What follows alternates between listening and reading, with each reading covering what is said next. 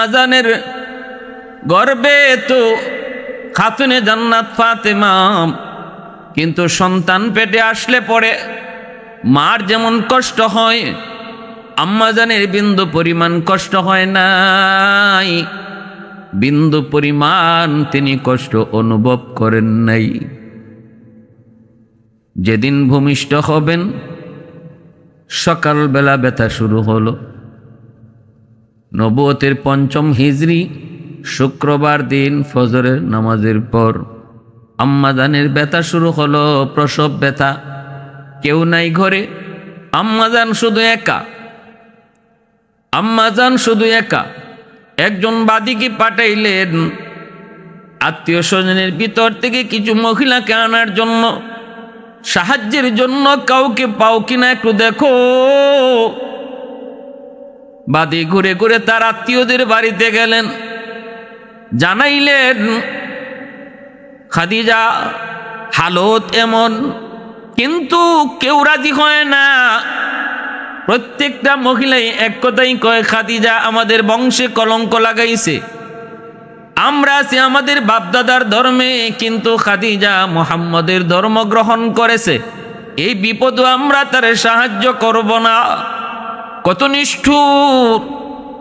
অথচ আম্মাজানের দান সৎকার সহযোগিতা। মক্কার জমিনে এমন কোন মানুষ নাই রে যুবক যে পায় নাই, যে পায় নাই, যে নেয় নাই। আম্মাজান ছিলেন মক্কার সবচেয়ে ধনী নারী। দানের হাত ছিল অনেক বড়। বিপদে পড়ে কেউ আসলে এমন কোনো মানুষ নাই যে খালি হাতে ফেরত যেত। তাকে যখন যা দেওয়ার তাই তিনি দান করতেন। যার কারণে মক্কার বেদিন বেঈমানগুলি যদিও আমার নবীর সাথে দুশমনি করত, আম্মাজান খাদিজাতুল কুবরাকে যদি পাশে দেখত, কেউ নবীর গায়ে হাত ওঠার সাহস করত না। এমনকি রসুলকে কটাক্ষ করার সাহস করত না যদি আম্মাজান কাছে থাকতেন। আবু জাহেলের মতো লোক আম্মাজানকে দেখলে অন্য রাস্তায় চলে যেত। আবু জাহেলের মতো লোক আম্মাজানের সামনে চোখ তুলে তাকায় কথা কওয়ার সাহস ছিল না। একদিন রাস্তায় আবু জাহেলকে পেয়ে গেছেন আম্মাজান। তিনি জিজ্ঞেস করেন, এ আবু জাহেল, তুই আমার স্বামী মুহাম্মদকে কেন কটাক্ষ করো? কেন মন্দ বলো? কেন মন্দ বলো? তোমরা কি আমার স্বামীকে আল আমিন বলো নাই? তোমরা কি তারে সত্যবাদী কও নাই?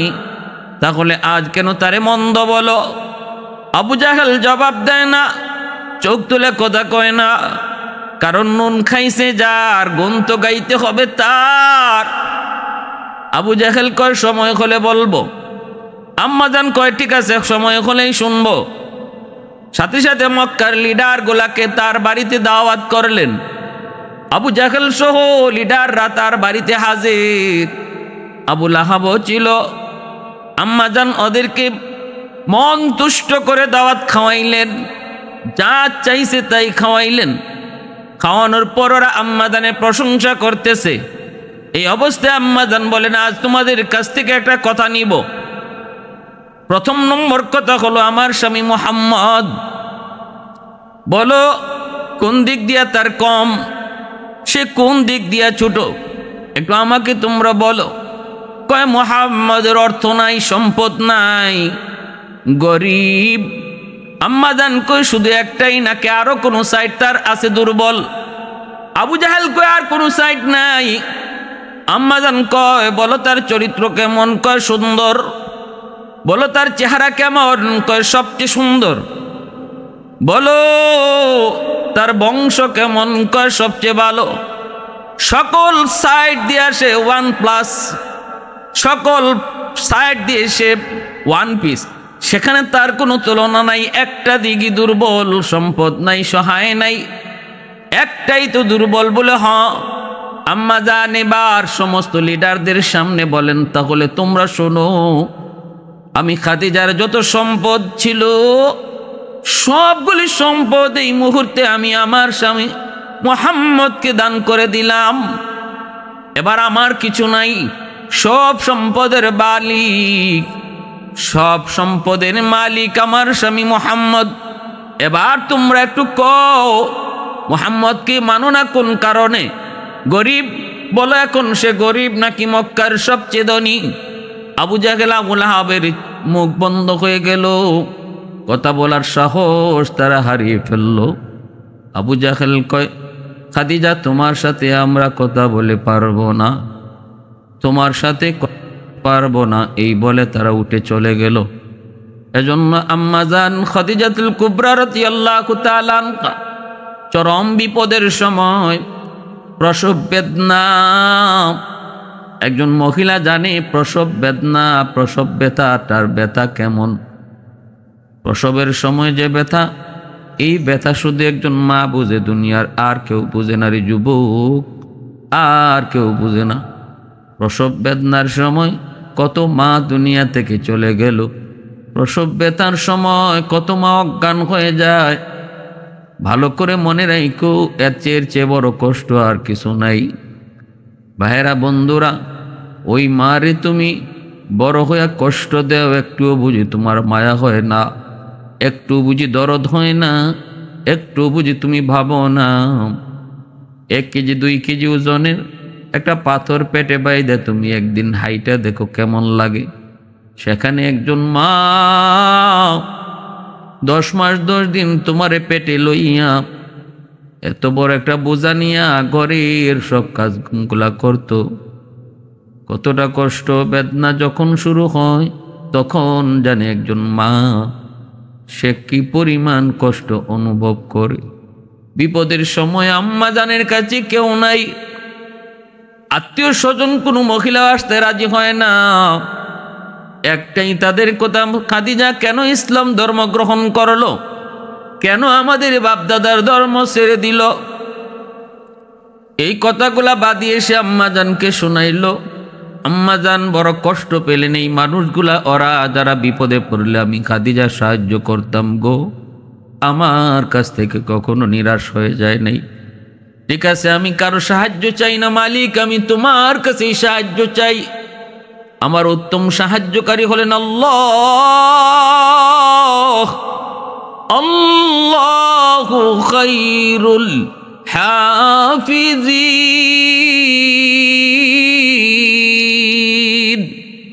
আল্লাহ হলেন আমার উত্তম হেফাজতকারী।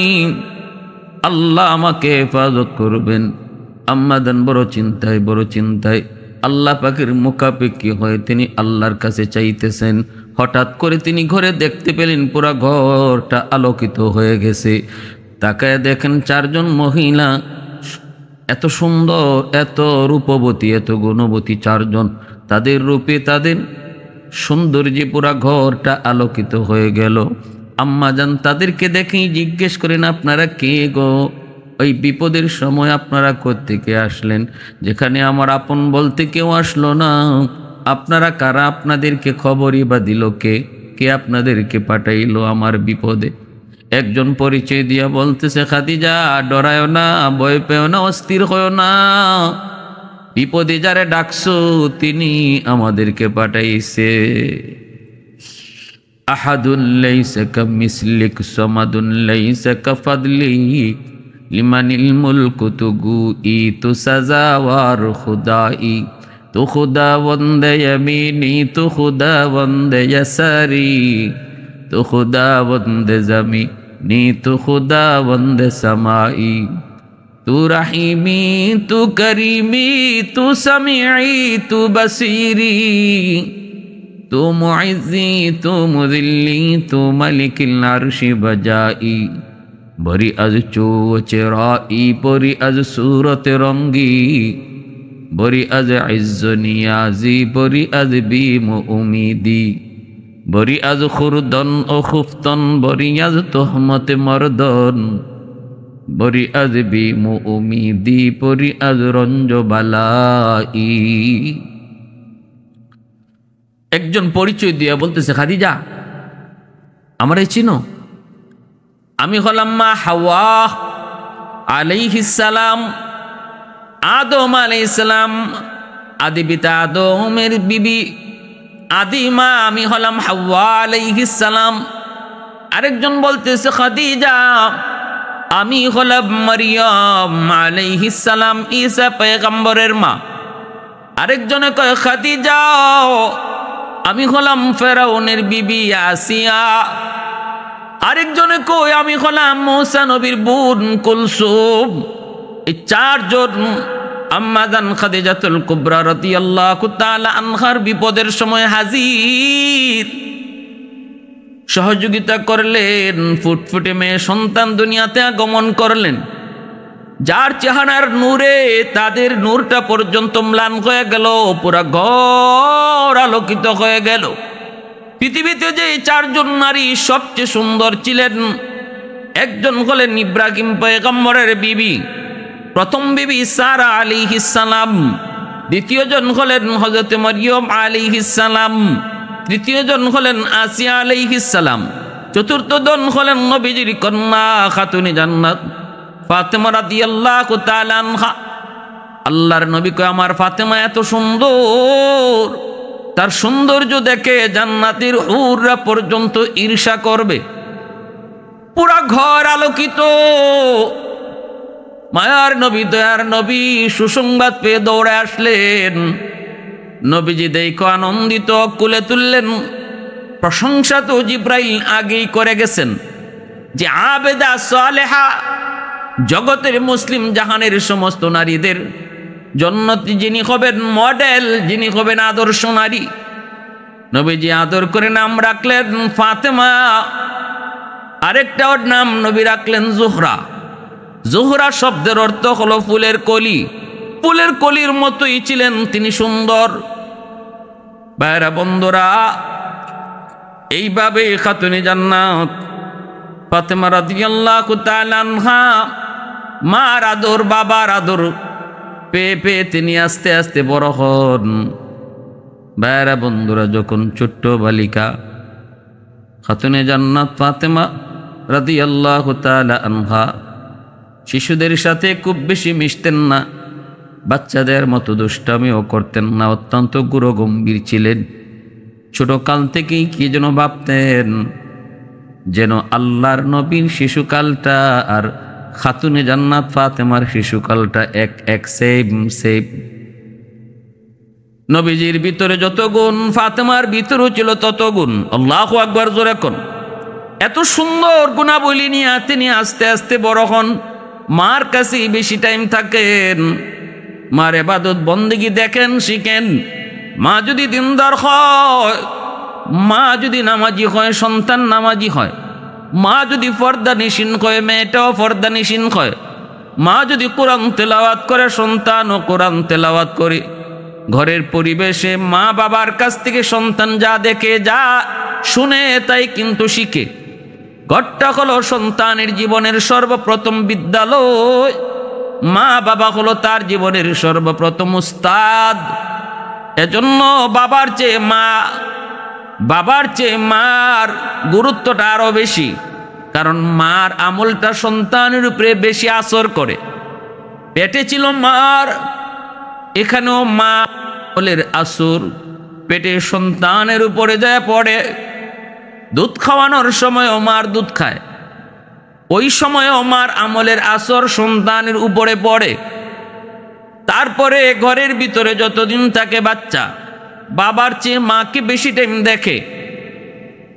মা যদি নামাজ পড়ে, এটা দেখে দেখে সন্তানও নামাজ শিখে। মা যদি পর্দা করে, মাথায় কাপড় দেয়, ছোট বাচ্চাটাও মাথায় কাপড় দেওয়া শিখে। দেখবেন মা নামাজে দাঁড়াইলে শিশুটাও মার সাথে নামাজে দাঁড়ায়। আম্মা জান খাদিজাতুল কুবরা রাদিয়াল্লাহু তাআলা আনহা, আমার নবীর কলিজার টুকরা বিবি, আমার নবী মায়ের নবীর প্রিয়তমা স্ত্রী, যার জীবদ্দশায় রাসূল আর কোনো বিয়ে করেন নাই। নবীজির সন্তান 4 জন মেয়ে সন্তান আর 3 জন ছেলে সন্তান। 7 জনই হয়েছেন আম্মা জান খাদিজাতুল কুবরা রাদিয়াল্লাহু তাআলা আনহার গর্ভ থেকে। শুধুমাত্র একজন ছেলে ইব্রাহিম, তিনি হয়েছিলেন আম্মা জান মারিয়া কিপ্তিয়ার গর্ভ থেকে। এজন্যই আম্মা জান বড় ভাগ্যবতী নারী। রাসূলের সকল সন্তানরাই আম্মা জান খাদিজাতুল কুবরার গর্ভ থেকে। খাতুনে জান্নাত মার কাছেই বেশি টাইম থাকেন, মার আমলটাই দেখেন, মার আমলটাই নিজে শিখেন। এইভাবে আস্তে আস্তে বড় হইতেছেন, শিখতেছেন, আমলের প্রতি আগ্রহ। মা যে আল্লাহর বন্দেগী করি, আল্লাহকে কি দেখা যায় না? আম্মা জান খাদিজাতুল কুবরা কয়, মা দুনিয়ার চর্ম চোখকে আল্লাহকে দেখা যায় না গো মা। আল্লাহ দুনিয়ার মানুষের চোখেই পাওয়ার দেয় নাই, কিন্তু যদি তুমি নেক আমল করো, আল্লাহরে খুশি করতে পারো, জান্নাতে আল্লাহ তোমার চোখে এমন পাওয়ার দিবে, যেই পাওয়ার দিয়া মালিককে তুমি দেখেও ঠিক থাকতে পারবে। আল্লাহ পাক জান্নাতে তোমার দিদার নসিব করাবে, আল্লাহ জান্নাতে দেখা দিবে। দুনিয়ার চর্ম চোখকে আল্লাহকে দেখা যায় না। এইভাবেই মার কাছে তাইকে তাইকে আমলের প্রতি আগ্রহ বাড়ে, আর আমল শিখেন ভাইরা বন্ধুরা। কিন্তু বেশি দিন হয় নাই, খাতুনে জান্নাতের 11 বছরের টাইমেই আম্মা জান খাদিজাতুল কুবরা রাদিয়াল্লাহু তাআলা আনহার ইন্তেকাল। অসুস্থ হয়ে পড়লেন, চরম থেকে চরম অসুস্থ হয়ে পড়লেন। ওই অবস্থায় নবীজির জন্য আম্মা জান কান্দে। রসুল যায় কয়, খাদিজা তুমি কেন কান্দো? আম্মা জান কয়, নবী গো, আমি আমার জন্য কান্দি না গো নবী, আমি কান্দি স্বামী গো আমার ইন্তেকালের পর আপনার সেবা কে করবে, আপনার কে দেখশন করবে? বেদিন বেঈমানগুলা কত কটু কথা, কত নির্যাতন আপনারে করে। আমার কাছে আসলেই আমি সান্ত্বনা দিয়ে আপনাকে সব কষ্ট ভুলাইয়া দেই, কিন্তু আমার বড় আশঙ্কা, আমার বড় ভয়, আমার বড় টেনশন, আমার চিন্তা, আমার দুনিয়া থেকে বিদায়ের পর আপনার সেবা কে করব, আপনারে কে সান্ত্বনা দিব, এজন্য আমি বেশি কাঁদতেছি। সাথে সাথে খাতুনে জান্নাত ফাতেমা রাদিয়াল্লাহু তাআলা আনহা মার কাছে বসা, মার কাছে বইসা মার কপালে চুমু দিয়া কয়, মা আব্বুর জন্য তুমি কান্দো না। মা গো, আমি কথা দিলাম, মা আমি তোমাকে কথা দিলাম, তোমার বিদায়ের পর তোমার দায়িত্বটা আমি ফাতেমা আদায় করব। আমি বাবার সেবা করব, আব্বুর সেবা আমি করব, সান্ত্বনা আমি ফাতেমা দিব, সেবা করব আপনার মতো, সান্ত্বনা দিব আমার আব্বুর আম্মার মতো, আমেনার মতো। এই কথা বলতে খাদিজা রাদিয়াল্লাহু তাআলা আনহা খাতুনে জান্নাতের কপালে চুমু খায়, একটু আনন্দের হাসি আসে। মা আমার দিলটা খুশি, মা আমার বুকে আয়, তোর কথাগুলা শুনে আমার দিলটা খুশি হয়ে গেছে। মা আয় আমার বুকে আয়, বুকে আয়।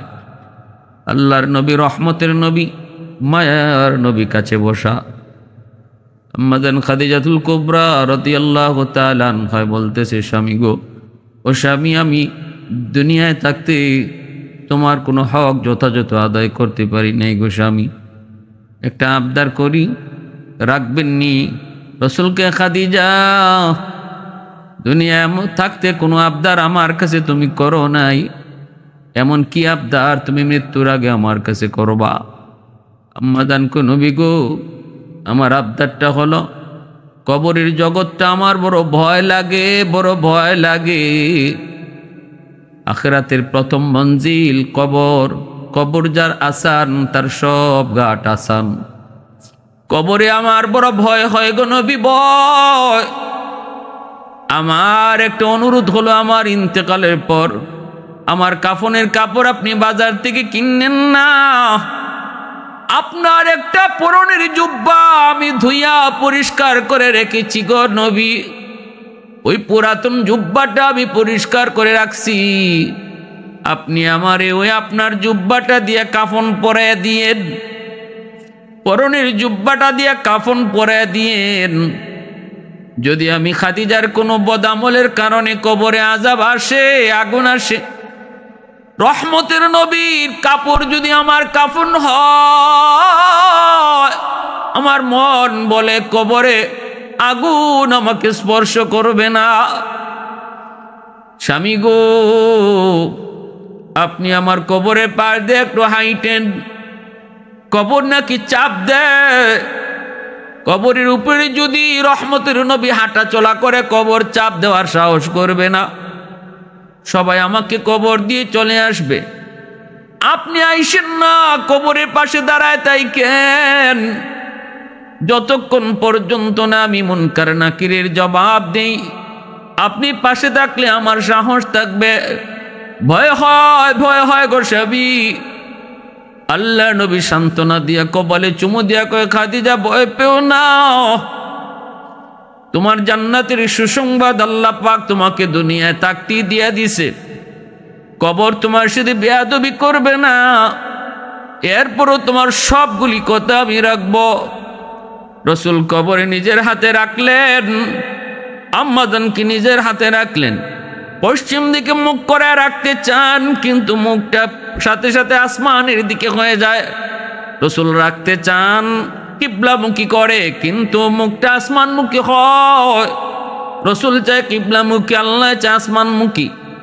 এইভাবে কবর দেওয়ার পর মায়ার নবী দয়ার নবী তার পরনের জুব্বা দিয়েই তিনি কাফন দিয়া কবরে রাখলেন। কবরের পাশ দিয়ে রসুল হাঁটাহাঁটি করেন, কিছু দূরে সে দাঁড়ায় রইলেন। মুনকার নাকির কবরে ঢুকবে, কিন্তু যেই কবরের পারে দু জাহানের বাদশা রাহমাতুল লিল আলামিন দাঁড়া আছে, ওই কবরে কেমন করে মুনকার নাকির ঢুকে, কোন সাহসে ঢুকে? পাশে দাঁড়ায় রয়েছে আল্লাহ কই, জিব্রাইল তাড়াতাড়ি যাও, আমার বন্ধুকে যায় বলো কবরের পাশ থেকে যেন সরে আসে। বন্ধু দাঁড়ায় থাকলে মুনকার নাকির কবরে ঢুকবে না।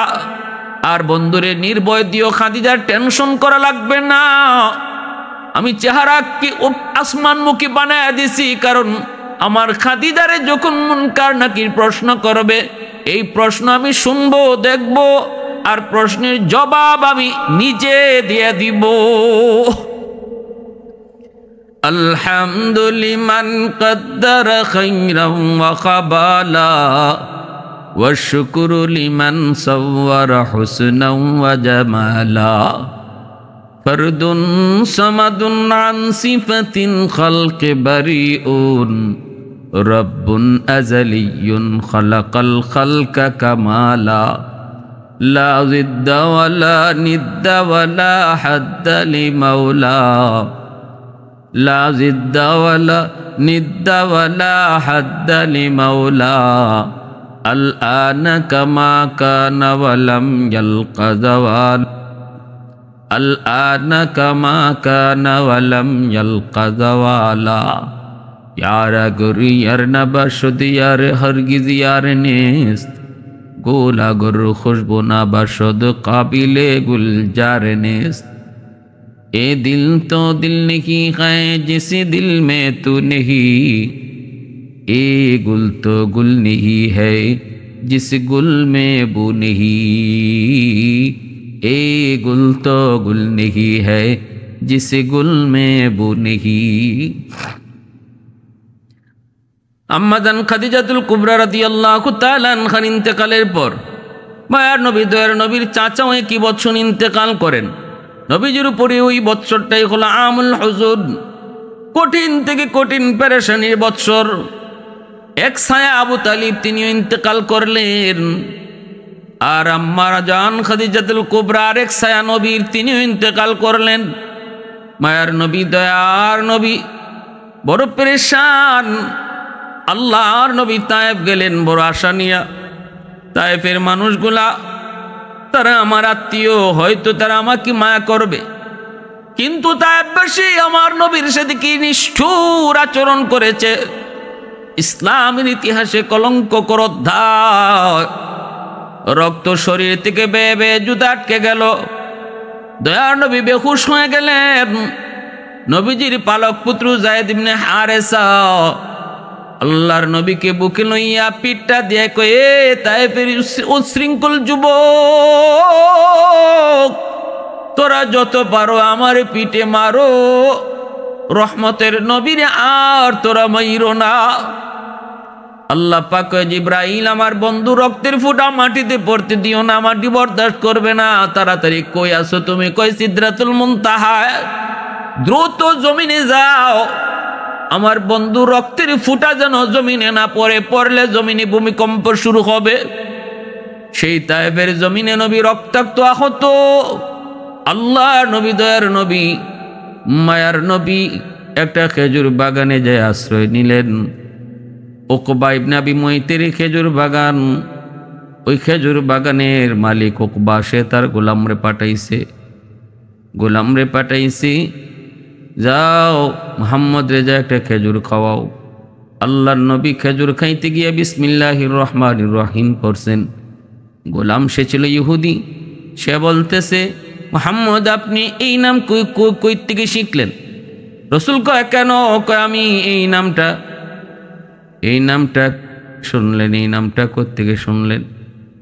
আল্লাহ নবী কয়, কেন? হযরতে জান্নুন আলাইহিস সালাম, ইউনুস আলাইহিস সালামকে বলা হয়। ইউনুস আলাইহিস সালামের এলাকার মানুষ হলো গোলাম। এই গোলাম তখন কয়, আমি জান্নুন, ওই নুনিয়া এলাকার মানুষ। আল্লাহ নবী কয়, ওই এলাকায় একজন নবী ছিলেন ইউনুস আলাইহিস সালাম, তিনি আমার নবুয়তী ভাই। গোলাম অবাক হয়ে গেল, অবাক। কয়, ইউনুস আলাইহিস সালামের নাম তো কোনো নবী ছাড়া জানার কথা না। সাথে সাথে গোলামের ইয়াকিন হয়ে গেছে তিনি আল্লাহর নবী। সাথে সাথে তার ইয়াকিন হয়ে গেছে সে আল্লাহর নবী, আমার নবী, রহমতের নবীর উপরে। ওই গোলাম কয়, আমার বুঝতে বাকি নাই, আপনি আল্লাহর রসুল, আমাকে এই মুহূর্তে কালেমা পড়ে মুসলমান বানায় দেন। আল্লাহর নবী তায়েফ থেকে মক্কায় ফিরলেন। নবীজির মেয়েরা সবাই যায় একে একে দেখলেন, সান্ত্বনা দিতেছেন। ফাতেমা যায় ঢুকলেন, দরজা বন্ধ করে দিলেন, সবাইকে বের করে। রসুল কই, ফাতেমা দরজা কেন বন্ধ করো? ফাতেমায় কই, বাবা আপনি, আপনার মাধ্যমে আল্লাহর সঙ্গে কিছু কথা বলবো।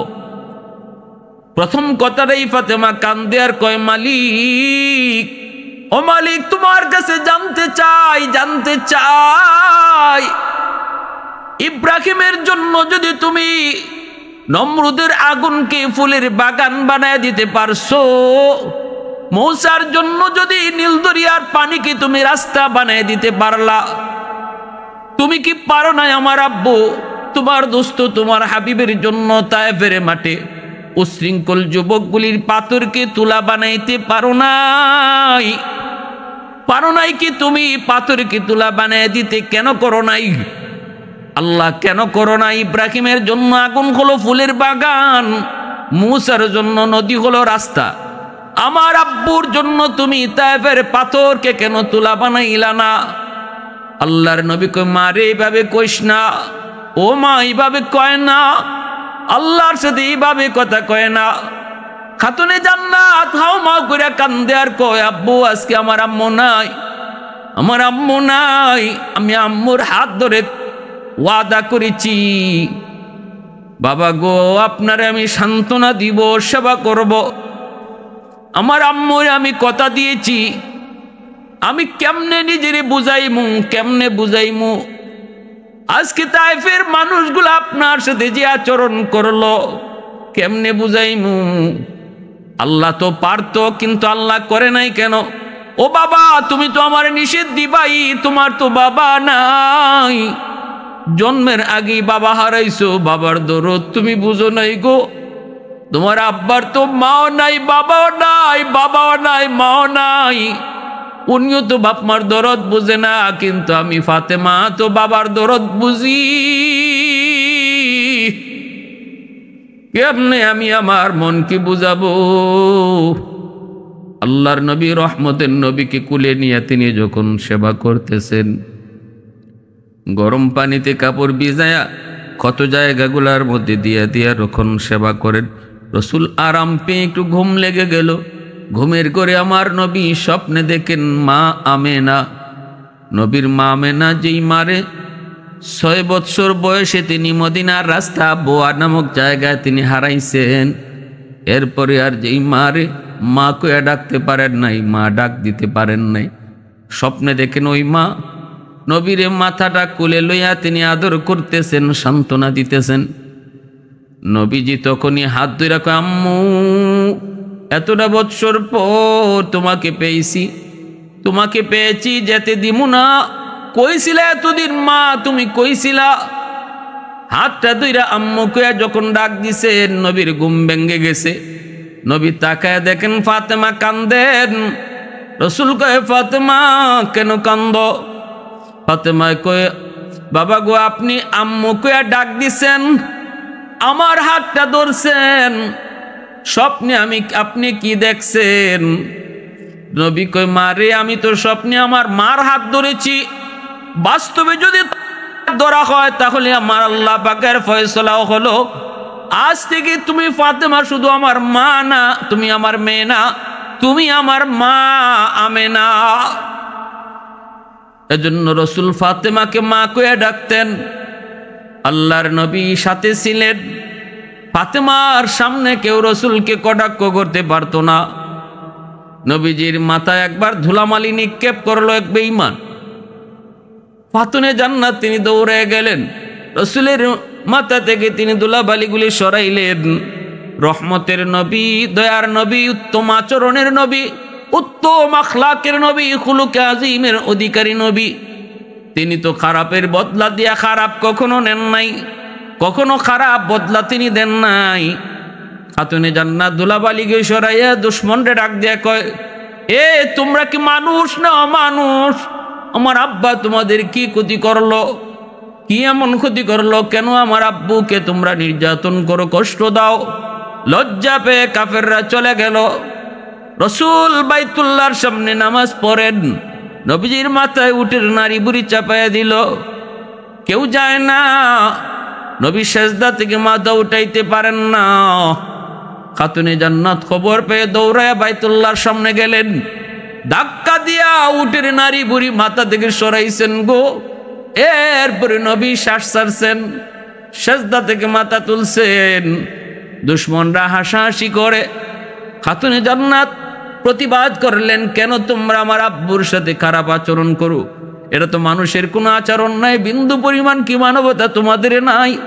যেই মানুষটারে তোমরা আল আমিন আল আমিন সত্যবাদী করে ডাকতাম, আজ সে কালেমার দাওয়াত দেওয়ার কারণে, আল্লাহর দাওয়াত দেওয়ার কারণে তার সাথে এমন খারাপ আচরণ করো। এটা তো কোনো মানুষের আচরণ নয়, এটা তো কোনো মানুষের কাজ নয়। ওরা লজ্জায় মাথা নিচু দিয়ে চলে গেল। এইভাবে মায়ের নবী, দয়ার নবীরে তিনি সব সময় কাছে রাখতেন, সান্ত্বনা দিতেন। নবীজি আঘাত পেলে নবীরে তিনি সেবা করতেন। রসুল শুধু মেয়ে হিসাবে দেখতেন না, মার মতো জানতেন। যেন রসুল আমেনা হারাইয়া আমেনাকে রসুল আবার পাইছেন। ভাইরা বন্ধুরা, এইভাবেই খাতুনে জান্নাত ফাতেমা রাদিয়াল্লাহু তাআলা আনহা বাবার সাথে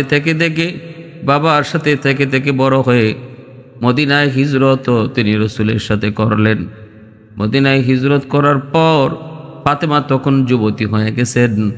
রসুল মদিনায় ঘোষণা দিলেন ফাতেমার বিয়ে দিয়ে দিব। কত সাহাবায়ে কেরাম বিয়ের জন্য প্রস্তাব দেয়, কিন্তু নবী কোনো কথা বলেন না। উসমান কয়, আলী আমার মন বলে তুমি যদি বিয়ের প্রস্তাব দাও তাহলে নবী রাজি হবে। আলী কয়, উসমান এটা কেমনে কও? আমি তো নবীর ঘরে থাকি, নবীর ঘরে খাই, আমি কেমন করে ফাতেমার জন্য বিয়ের প্রস্তাব দেব? সাহস করে বিয়ের প্রস্তাব দে। আমার মন বলে তুমি যদি বিয়ের প্রস্তাব দাও তাহলে রসুল রাজি হয়ে যাবে। ফাতেমার জন্য আলী যখন বিয়ের প্রস্তাব দিলেন, মায়ার নবী, দয়ার নবীকে, আলী দেরি করলি কেন? তোমার সাথে আমার ফাতেমার বিয়ের গটকালি করছেন আল্লাহ, আল্লাহ নিজে, তাহলে আমার ফাতেমার মোহর কি দিবা? কিছুই তো নাই। আলী কয়, নবী কয় আপনার ঘরে খায়, আপনার ঘরে থাকি, মোহর দিমু কি? নবী কয় আছে কি? কয় একটা ঘোড়ার একটা বর্ম। রসুল কয়ে যাও বর্মটা বিক্রি করে যা পাও তা দিয়ে মোহর হবে। এই বর্ম বিক্রি করতে নিলেন, উসমান গনি কিনলেন, 400 দিরহাম দিয়া দিলেন। এই 400 দিরহাম দিয়া মোহর হলো। আর উসমান গনি সেই বর্মটা আলীর বিয়েতে আবার উপহার দিয়ে দিলেন। খাতুনে জান্নাত ফাতেমা রাদিয়াল্লাহু তাআলা আনহার সাথে আলীর বিবাহ হলো। আল্লাহর নবীর ঘরে থাকেন, নবীর ঘরে থাকেন, কিন্তু আলীর মন কয় ফাতেমাকে আলী তার নিজের ঘরে নিয়ে যাবেন।